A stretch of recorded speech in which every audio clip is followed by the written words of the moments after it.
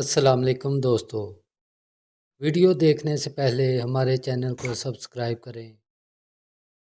ایک حبشی جس کی ناک موٹی آنکھیں چھوٹی، رنگت سیاہ، چلتا تو لنگڑاتا، نمایاں نظر آتا، بولتا تو زبان میں لکناہٹ، غلام ابن غلام باغ کے جاڑ جھنکار سے کھجوریں چننے میں مصروف تھا۔ یہ کھجوریں نرم نہ تھی اور ذائقے میں بھی باقی کھجوروں سے مختلف، جبکہ رنگت گہری اور دانہ بہت ہی چھوٹا سا۔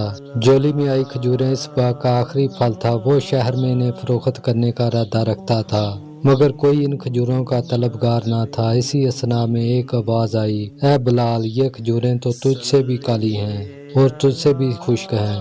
دل کے آبگینے پر ایک ٹھیس لگی اور آنکھوں سے آنسو روا ہو گئے۔ سیدنا بلال کھجوریں جولی میں ہی سمیٹ کر بیٹھ گئے۔ ایسے میں وہاں سے اس کا گزر ہوا جو ٹوٹے دلوں کا سہارا ہے، جس نے مسکینوں کو عزت بخشی، وہ جس کا نام غم زدہ دلوں کی تسکین ہے۔ جی ہاں، وہی حضرت محمد صلی اللہ علیہ وآلہ وسلم۔ آپ نے حضرت بلال سے رونے کا سبب پوچھا تو بلال نے جولی کھول کر سب ماجرا کہہ سنایا۔ رحمت اللہ عالمین نے بازار کی جانب رخ انور موڑا اور آواز لگائی، لوگو، یہ کھجوریں اجوا ہیں، یہ دل کے مرض کے لیے شفا ہیں، یہ فالج کے لیے شفا ہیں، یہ 70 امراض کے لیے شفا ہیں، اور لوگو، یہ کھجوروں کی سردار ہے۔ پھر یہ کہہ کر بس نہیں کیا، فرمایا جو اسے کھا لے گا اسے جادو سے ایمان ہے۔ منظر بدل گیا۔ وہ بلال رضی اللہ تعالیٰ عنہ جس کے پاس چند لمحے پہلے جاڑ جھنکار تھا، اب رحمت اللہ عالمین نے، نبی آخر الزمان، رسول خدا صلی اللہ علیہ وسلم نے غنی کر دیا۔ پھر راوی لکھتا ہے کہ لوگ بلال کی منتیں کرنے لگے اور بلال کسی مچلے ہوئے بچے کی مانند آگے آگے بھاگتے۔